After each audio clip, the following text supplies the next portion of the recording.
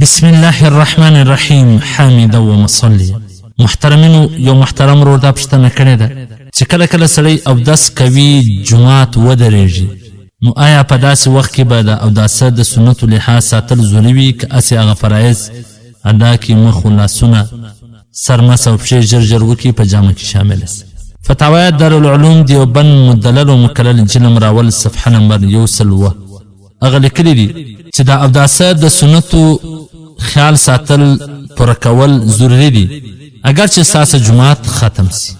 نو محترمینو اودس ښه په اهتمام سره ښه په احتیاط سره ښه سم لاسونه پرېوي مخ سم پرېوي باید ښه په صحیح سړه سینه په ښه طریقه سره اودس وکړي بیا په جماعت کې شامله سي. که جماعت تېرېږي د هغه پروا مه کوئ خو اودس به صحیح کوئ.